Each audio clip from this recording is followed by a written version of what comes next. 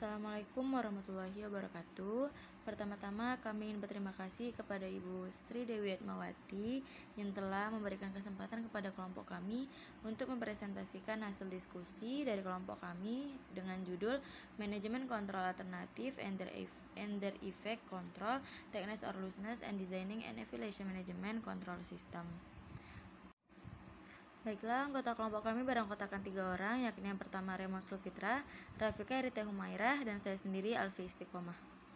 Yang pertama, Tightness Control Management atau keketatan sistem pengendalian.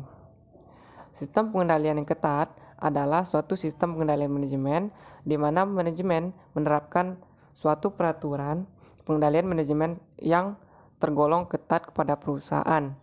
Secara konseptual, dalam implementasi yang efektif pada pengendalian ketat manajemen diperlukan pemahaman yang baik bagaimana satu atau lebih objek pengendalian hasil, tindakan, dan personal atau kultural berhubungan dan memberikan kontribusi pada seluruh tujuan organisasi. Result control atau pengendalian hasil yang ketat yang meliputi definition of desired result.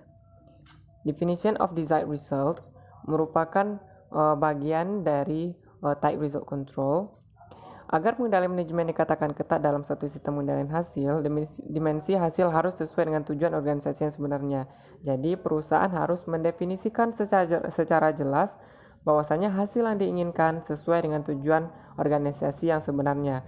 Target kinerja harus spesifik, hasil yang diinginkan harus secara efektif dikomunikasikan dan internalisasi oleh karyawan yang sikapnya sedang dikendalikan, dan apabila pengendalian hasil digunakan secara efektif pada bagian kinerja yang ada, pengukuran kinerja harus lengkap. Jadi untuk definisi hasil yang diinginkan dari tight result control harus sesuai dengan tujuan organisasi untuk mencapai tujuan tersebut. Kesesuaian dalam sistem pengendalian hasil yang ketat harus dipastikan adanya kesesuaian antara hasil yang diinginkan dengan tujuan perusahaan. Sistem pengendalian hasil mungkin mengalami permasalahan kesesuaian karena manajer tidak memahami dengan baik tujuan organisasi yang sesungguhnya, atau karena dimensi kinerja yang dipilih oleh manajer untuk mengukur hasil tidak merefleksikan tujuan yang sesungguhnya dengan baik. Maka dari itu, manajer harus mendefinisikan dan memahami tujuan perusahaan atau organisasi dengan baik, kemudian menetapkan suatu strategi sistem pengendalian manajemen yang ketat di mana hasilnya sesuai dengan tujuan organisasi. Contohnya, hasil dari tight result control adalah peningkatan laba operasi perusahaan sebesar 20%. Nah, hal ini akan selaras atau kongruens dengan tujuan perusahaan, yaitu meningkatkan kemakmuran para pemegang saham dan meningkatkan laba operasi perusahaan. Maka dari itu, tight result control dikatakan sesuai dengan tujuan organisasi. Berikutnya, unsur specificity and timeliness. Setiap tindakan dan hasil yang diinginkan oleh perusahaan harus digambarkan, dijelaskan, dan dituju secara spesifik atau specificity. Hasil apa, bagaimana, dan strategi apa yang akan dijalankan oleh perusahaan dan seberapa ketat strategi tersebut untuk mencapai hasil yang diinginkan. Kemudian timeliness. Untuk mencapai hasil tersebut, tindakan-tindakan apa yang dilakukan dan bagaimana melakukan tindakan tersebut sesuai dengan anggaran waktu yang ditetapkan dalam tight result control. Contohnya pada penargetan barang yang dapat dijual oleh salesman. Setiap salesman ditargetkan untuk dapat menjual lebih dari target sebelumnya, 10% lebih tinggi dari target sebelumnya. Jadi target yang 10% lebih dari target sebelumnya itu disebut target yang specificity atau spesifik, dan diberikan tenggangan waktu 1 bulan untuk mencapai target tersebut. Nah, kemudian tenggangan waktu tersebut adalah bentuk timeliness atau penggambaran waktu dalam pencapaian target atau hasil yang diinginkan. Berikutnya ada unsur completeness. Dalam tight result control, setiap tindakan, setiap hasil, gambaran hasil, dan kegiatan dari karyawan atau unsur perusahaan harus lengkap dijelaskan dan harus lengkap dijelaskan dalam tight result control supaya hasil yang diinginkan dapat dicapai. Setelah itu ada performance measurement. Untuk menentukan hasil kinerja atau menilai kinerja apakah telah sesuai dengan hasil yang diinginkan, apakah sudah dapat dikatakan maksimal, maka suatu perusahaan yang menerapkan tight result control harus menerapkan atau menilai suatu kinerja berdasarkan suatu dasar tertentu yang relevan dengan penilaian kinerja. Contohnya, untuk penilaian kinerja di bagian teller bank itu dinilai berdasarkan jumlah transaksi yang mereka dapatkan. Pada bagian seller atau salesman itu dinilai berdasarkan jumlah barang yang dapat mereka jual. Setelah itu adanya insentif dan punishment. Dalam tight result control, untuk memberikan apresiasi kepada mereka pekerja yang berprestasi, yang kinerjanya baik atau mencapai target, maka perlu diberi insentif atau penghargaan, baik itu berupa uang seperti jalan-jalan atau fasilitas lainnya yang memberikan penghargaan yang berupa penghargaan kepada atau pengendalian tindakan yang ketat. Yang pertama, behavioral constraints atau pembatasan kinerja yang harus ditetapkan oleh perusahaan. Behavioral constraint meliputi physical constraints dan administrative constraints dilakukan oleh karyawan agar melakukan kinerja sesuai dengan yang diinginkan oleh organisasi. Ada dua macam bentuk dari behavioral constraint ini. Yang pertama itu physical constraints, yaitu hambatan fisik meliputi pembatasan peralatan seperti adanya kunci, sistem identifikasi personal, password, pembatasan akses pada area di mana inventaris dan informasi yang vital disimpan. Contohnya untuk staf yang memiliki akses kepada bidang IT perusahaan itu hanya dapat diakses oleh staf IT, sehingga bagian keuangan, bagian pendanaan, dan administrasi tidak dapat mengakses bagian IT atau data-data yang dikelola oleh pihak IT. Contoh lain, bagian keuangan tidak dapat masuk ke dalam ruangan IT karena itu merupakan ruangan khusus tempat data-data perusahaan disimpan. Nah, bentuk-bentuk pembatasan fisik ini merupakan salah satu contoh dari physical constraints. Berikutnya ada administrative constraints, yaitu hambatan administrasi yang dapat digunakan untuk menetapkan batasan kemampuan individual dalam melakukan tugas yang spesifik, baik sebagian maupun keseluruhan dalam hal yang berurusan dengan administrasi perusahaan. Contohnya, untuk dalam tindakan administrasi yang menerima piutang dan yang membukukan penerimaan piutang itu harus dibedakan untuk menghindari terjadinya kecurangan. Ini merupakan bentuk pemisahan atau pembatasan dari segi administrasi. Pre-action review, yaitu review yang dilakukan oleh pihak manajemen terhadap rencana tindakan yang akan dilakukan di masa yang akan datang dalam mewujudkan tujuan yang telah ditetapkan dalam action control. Ada dua bentuk pre-action review, yaitu yang pertama formal pre-action review. Contohnya dalam rapat yang dilakukan oleh manajer setiap minggu untuk membahas hal-hal yang perlu dilakukan. Ini merupakan bentuk formal pre-action review dalam perusahaan. Dalam rapat tersebut, manajer akan membahas rencana dan hasil dari tindakan atau action dari rencana tersebut. Berikutnya ada informal pre-action review. Nah, contohnya itu pembicaraan informal antara manajer dengan karyawan yang membahas mengenai penjualan yang dilakukan di luar rapat. Nah, contohnya manajer pergi ke pabrik dan menanyakan sejauh mana rencana setelah dijalankan atau kegiatan produksi dilakukan dan seberapa berhasil begitu. Ini merupakan komunikasi informal antara manajer dengan karyawan yang tergolong pre-action review informal, di mana manajer dan karyawan mengkomunikasikan tentang pengendalian tindakan mereka terhadap pengendalian hasil yang diinginkan. Ada action accountability Nah, tujuan dari adanya action accountability atau transparansi keterbukaan tindakan, yaitu tujuan dari kontrol ini adalah untuk memberikan batasan terhadap tingkah laku para karyawan yang mendukung behavioral constraint. Action accountability ini meliputi action tracking atau pelacakan tindakan. Tindakan-tindakan apa saja yang dilakukan oleh perusahaan tindakan-tindakan apa saja yang dilakukan oleh karyawan dalam bekerja. Ini merupakan bagian dari take action control. Jadi tindakan-tindakan apa saja dan bagaimana cara karyawan bekerja itu dilacak oleh perusahaan, bisa melalui CCTV atau menggunakan mandor. Dan yang kedua ada action reinforcement atau pemeriksaan terhadap aksi. Ini merupakan salah satu bentuk kontrol aksi dari kinerja karyawan oleh perusahaan. Atau cultural control.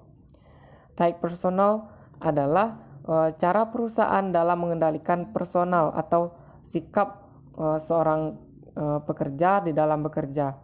Cultural control adalah bentuk pengendalian dalam budaya bekerja perusahaan. Nah, jadi take personal atau cultural control ini adalah pengendalian personal dan budaya bekerja para pekerja secara ketat. Secara umum, keefektifan personal control adalah fungsi pengetahuan yang mampu menghubungkan mekanisme kontrol dengan solusi yang sesuai. Sebaliknya, cultural control meliputi serangkaian kepercayaan dan nilai yang dibagikan ke karyawan sebagai panduan yang berperilaku. Contohnya dalam take personal atau cultural control ini adalah perusahaan menetapkan kaidah-kaidah atau kode etik dalam bekerja. Contohnya kode etik yang ditetapkan pada profesi akuntan publik. Ini merupakan bentuk take personal atau cultural control yang diatur oleh profesi. Sehingga setiap akuntan publik harus membudayakan dan bersikap personal kinerja atau bekerja secara baik sesuai dengan kode etik yang ditetapkan. Berikutnya contoh lain dapat kita lihat pada personal control atau cultural control yang ditetapkan atau diharuskan kepada kepada pekerja-pekerja driver pengantar paket. Nah, setiap driver harus mengantarkan paket secara tepat waktu, selamat, dan juga harus bersikap ramah terhadap pembeli.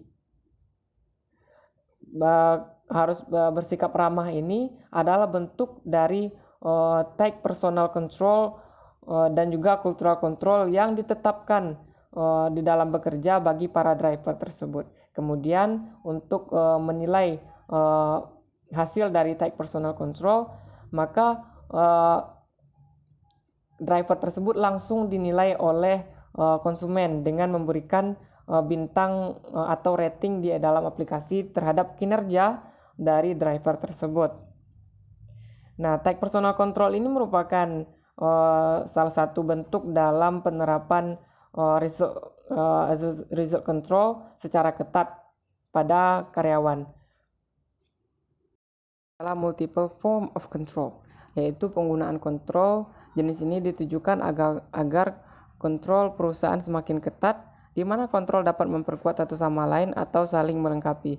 Contohnya bentuk dari kontrol ini yaitu dengan menerapkan sistem check log untuk pegawai, sehingga jam masuk dan jam keluarnya pegawai itu dapat diawasi dan dilihat serta dikontrol oleh perusahaan. Kemudian untuk pengawasan lainnya juga perusahaan menggunakan CCTV dalam mengawasi tindakan atau kinerja karyawan. Ini merupakan bentuk dari multiple form of control.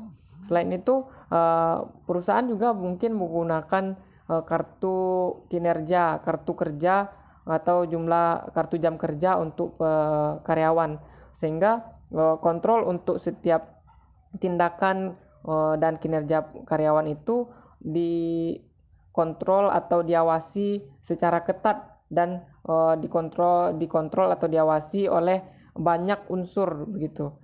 Diawasi menggunakan dikontrol menggunakan check log, menggunakan CCTV, dan juga kartu jam kerja. Ini merupakan bentuk dari multiple form of control pada perusahaan. Jadi dengan adanya kontrol jenis ini ditujukan agar kontrol perusahaan semakin ketat untuk mencapai tujuan organisasi. Baiklah, kita masuk kepada slide ke-8, lalu masuk kepada subbab yang kedua, yaitu mengenai biaya sistem pengendalian. Manajer mengeluarkan biaya langsung dengan berinvestasi dalam sistem kontrol manajemen sebagai imbalan atas satu manfaat utama, kemungkinan yang lebih tinggi bahwa karyawan akan bekerja keras dan mengarahkan energi mereka untuk melayani kepentingan organisasi. Tetapi sistem kontrol manajemen terkadang juga menyebabkan beberapa biaya tidak langsung, seringkali kurang jelas, dan bisa berkali-kali lebih besar daripada biaya langsungnya. Beberapa dari biaya tidak langsung ini diciptakan oleh efek samping negatif yang melekat dalam penggunaan jenis kontrol tertentu. Lainnya disebabkan desain sistem kontrol manajemen yang buruk atau oleh penerapan jenis kontrol yang salah untuk situasi tertentu. Untuk membuat penilaian biaya-biaya manfaat yang diinformasikan, manajer harus memahami efek samping ini, penyebabnya, dan konsekuensinya dari segi biaya. Kita masuk kepada biaya tidak langsung dan biaya langsung. Seperti yang telah dijelaskan di slide sebelumnya, biaya langsung adalah seluruh biaya yang secara langsung digunakan untuk implementasi sistem pengendalian manajemen. Biaya ini mempengaruhi manfaat yang didapat dari pengendalian tertentu setara dengan biaya yang dikeluarkan. Sedangkan biaya tidak langsung dapat dikurangi oleh biaya langsung pengendalian yang disebabkan oleh sejumlah efek samping yang merugikan. Lalu kita masuk kepada slide yang ke-10. Apa-apa saja efek samping yang merugikan dari biaya yang tidak langsung tadi. Yang pertama, yaitu perubahan perilaku. Perubahan perilaku ini ada beberapa, yaitu yang pertama perubahan perilaku dan pengendalian hasil. Yang kedua, perubahan perilaku dan pengendalian tindakan, dan perubahan perilaku dan pengendalian personal. Berarti ada 3, dan selanjutnya yaitu gamesmanship. Gamesmanship ini yaitu tindakan yang dilakukan karyawan agar kinerja terkesan baik walaupun efek kepada ekonomi perusahaan tidak ada. Dalam gamesmanship ini, terjadi kecenderungan konsumsi karyawan di luar kebutuhan. Selain itu, hal ini juga rentan terhadap manipulasi data agar karyawan terkesan baik dan prima, padahal sebenarnya tidak seperti itu. Yang ketiga, penundaan pekerjaan. Penundaan pekerjaan ini timbul karena konsekuensi dari review prakajian atau pembatasan perilaku. Dan yang terakhir yaitu perilaku negatif. Perilaku negatif ini disebabkan oleh pengendalian hasil dan ditimbulkan dari pengendalian tindakan. Dan etika yang buruk ini bisa dihasilkan dari respon negatif terhadap kontrol aksi. Setelah kita membahas mengenai biaya sistem pengendalian, kita masuk kepada subbab yang ketiga, yaitu desain dan evaluasi sistem pengendalian manajemen. Baiklah, kita masuk kepada slide yang ke-12. Dalam konsep desain dan evaluasi sistem pengendalian manajemen ini, pada proses merancang dan meningkatkan sistem kontrol manajemen memerlukan 2 pertanyaan dasar, yaitu apa yang diinginkan dan apa yang mungkin terjadi. Jika apa yang diinginkan ini dan berbeda dengan apa yang mungkin terjadi, maka manajer selanjutnya harus menjawab 2 pertanyaan dari desain sistem kontrol manajemen tersebut, yaitu kontrol apa yang harus digunakan oleh manajemen ini dan seberapa ketat dari masing-masing yang harus diterapkan. Baiklah, selanjutnya yaitu pilihan pengendalian, di mana pilihan pengendalian ini yang pertama ada pengendalian kultural, pengendalian tindakan, dan yang terakhir adalah pengendalian hasil. Nah, Di pilihan pengendalian yang pertama itu ada pengendalian kultural atau yang biasa disebut dengan pengendalian personel. Nah, pengendalian personel merupakan suatu pengendalian yang mendorong kesadaran seorang karyawan agar dapat memotivasi diri mereka sendiri untuk bekerja dan memberikan hasil yang terbaik. Baik, budaya perusahaan dapat dibentuk dalam banyak cara, baik lewat kata maupun contoh, meliputi kode etik, penghargaan kelompok, transfer antar perusahaan, pengaturan fisik dan sosial, dan tone at the top. Nah, yang pertama itu ada kode etik. Kode ini dapat meliputi pesan penting mengenai dedikasi terhadap kualitas maupun kepuasan pelanggan, perlakuan yang adil pada karyawan dan pelanggan, keamanan karyawan, inovasi, pengambilan risiko, ketaatan pada prinsip etis, komunikasi yang terbuka, dan ketersediaan untuk berubah. Nah, yang kedua itu ada imbalan kelompok. Penyediaan imbalan atau insentif yang didasarkan pada pencapaian kolektif juga mendukung pengendalian budaya. Rencana insentif yang berdasarkan pada pencapaian kolektif tersebut bisa terwujud dalam berbagai bentuk. Contohnya, itu adalah bonus, pembagian laba atau profit sharing, atau pembagian keuntungan atau gain sharing yang memberikan kompensasi berdasarkan pada kinerja perusahaan atau entitas secara keseluruhan berkenaan dengan keuntungan atau reduksi biaya. Nah, yang ketiga itu ada pendekatan lain untuk membentuk budaya perusahaan. Pendekatan umum lain untuk membentuk budaya perusahaan tersebut meliputi transfer antar perusahaan, pengaturan fisik dan sosial, serta tone at the top. Nah, transfer antar perusahaan atau rotasi karyawan membantu menyebarkan budaya dengan memperbaiki sosialisasi karyawan dalam perusahaan, memberikan mereka apresiasi terhadap masalah yang dihadapi oleh berbagai bagian dari perusahaan tersebut, dan menghambat terciptanya tujuan dan pandangan yang saling bertentangan. Yang kedua itu adalah pengaturan fisik seperti rencana kantor, arsitektur dan dekor interior, serta pengaturan sosial seperti kode penggunaan baju, kebiasaan yang dilembagakan, perilaku dan kosakata dapat pula membentuk budaya perusahaan. Nah, terakhir, manajemen dapat membentuk budaya dengan mengatur tone at the top yang tepat. Pernyataan mereka harus konsisten dengan tipe budaya yang sedang mereka coba untuk ciptakan, dan penting tindakan perilaku mereka harus konsisten dengan pernyataan mereka. Nah, manajer tersebut bertindak sebagai panutan dan manajer merupakan faktor penentu dalam menentukan integritas budaya dalam perusahaan. Di slide selanjutnya itu ada poin pengendalian budaya dan masalah pengendalian. Nah, secara bersamaan, pengendalian personal atau budaya mampu menangani semua masalah pengendalian meskipun tidak semua tipe pengendalian dalam kategori ini bisa bekerja efektif untuk menangani tiap tipe masalah. Masalah akan kurangnya pengarahan dapat diminimalkan sebagai contoh dengan merekrut orang yang sudah berpengalaman, dengan menyediakan program pelatihan maupun dengan menugaskan orang baru untuk bekerja dalam kelompok yang akan memberikan pengarahan yang baik. Masalah motivasional yang mungkin terhitung sedikit dalam perusahaan dengan budaya yang kuat dapat diminimalkan di perusahaan lain dengan memperkerjakan orang-orang yang bermotivasi tinggi atau dengan menugaskan orang untuk bekerja dalam kelompok yang akan cenderung membuat mereka menyesuaikan diri dengan norma kelompok. Pembatasan perorangan dapat pula dikurangi melalui satu atau lebih tipe pengendalian personel, khususnya seleksi, pelatihan, dan penyediaan sumber daya yang dibutuhkan. Di poin ketiga ada efektivitas pengendalian personel atau budaya. Nah, semua perusahaan bergantung kepada karyawannya sampai batas tertentu untuk mengarahkan dan memotivasi diri mereka. Pengendalian personel atau budaya memiliki keunggulan yang khas dibandingkan pengendalian hasil dan tindakan. Pengendalian ini dapat digunakan pada hampir semua kondisi sampai batas tertentu. Biayanya seringkali lebih rendah dibandingkan bentuk-bentuk pengendalian yang lebih menonjol, dan pengendalian personel atau budaya mungkin menimbulkan efek samping merugikan yang lebih sedikit. Selain itu, pengendalian personel atau budaya yang lunak juga dipandang logis secara ekonomis, seperti jika perusahaan bersikap baik kepada karyawan, maka perusahaan pun akan diuntungkan. Namun, derajat efektivitas atau tidaknya pengendalian personel atau budaya berbeda-beda pada tiap individu, kelompok, komunitas, dan masyarakat.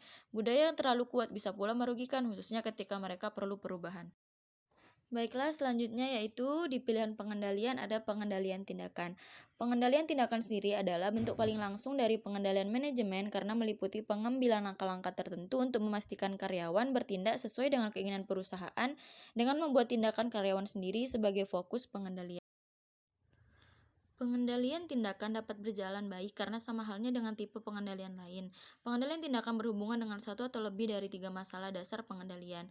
Berikut masalah pengendalian disebabkan oleh jenis pengendalian tindakan, yaitu yang pertama pembatasan perilaku dengan masalah pengendaliannya itu adalah masalah motivasi, dan yang kedua penilaian pratindakan dengan masalah pengendaliannya yaitu kurangnya pengarahan, masalah motivasi, dan pembatasan perorangan.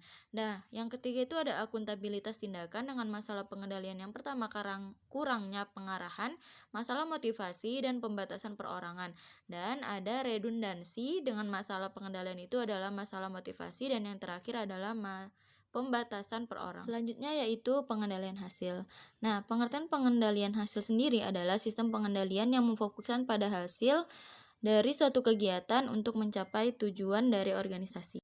Selanjutnya yaitu pengendalian hasil dan masalah pengendalian.